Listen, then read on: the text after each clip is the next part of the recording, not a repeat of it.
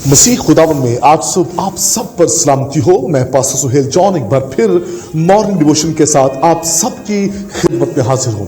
खुदा के लोगों, हम सीख रहे हैं खुदा के मंसूबा के खिलाफ तूफान। जब आप खुदा के मंसूबा में उस रोया में काम करते हैं तो तूफान आपके खिलाफ उठ खड़े होते हैं। खुदा के लोगों, आज सुबह हम दूसरे पॉइंट पर बात करेंगे। कल हमने देखा कि तूफान खौफ पैदा करता है या आपके हौसलों को पस्त करता है। आज हम सीखेंगे तूफान आपके विजन पर असर अंदाज होता है, ये उस पर अटैक करता है। जब तूफान आता है तो आप किसी भी तरह की गाड़ी में क्यों नहीं बैठे हुए, आपका जो सफर है, रास्ता है, मंजिल है, वो क्लियर नहीं होती।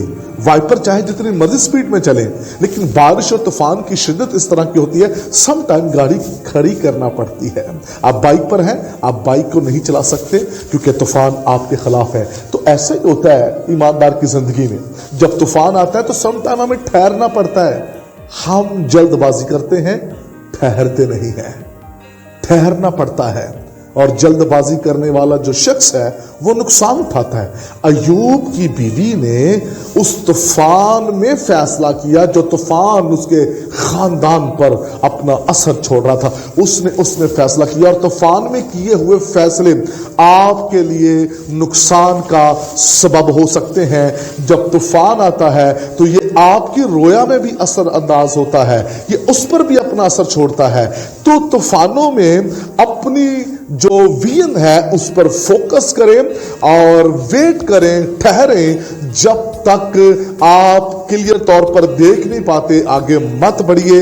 अगर आप तूफानों में फैसले करते हैं तो ये फैसले आपके लिए नुकसान का सबब भी हो सकते हैं। और ऐसे मैंने लोग देखे हैं जो तूफानों में फैसले करते हैं, जल्दबाजी में इमोशनल होकर फैसले कर लेते हैं, चाहे वो शादी का हो, अज़दवाज का हो, वो उनकी स्पिरिचुअल लाइफ का हो, खिदमत का हो, किसी भी किस्म का।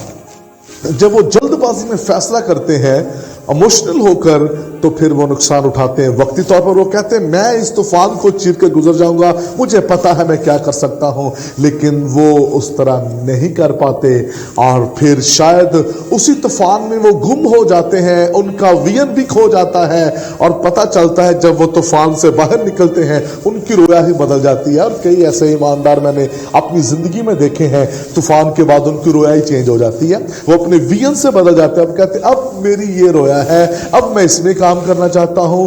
वो जल्दबाजी का फैसला था। तो खुदा के लोगों, जब तूफान आएगा तो ये आपको याद रखिए, आपके सफर से रोकेगा, आपका सफर उस तरह आगे नहीं बढ़ेगा, ये आपके विजन पर असर करेगा। आपको चीजें क्लियर नजर नहीं आती। जब तूफान आता है, डस्ट के बायस, तेज हवाओं और बारिश के बायस आप चीजों को क्लियर नहीं देख पाते।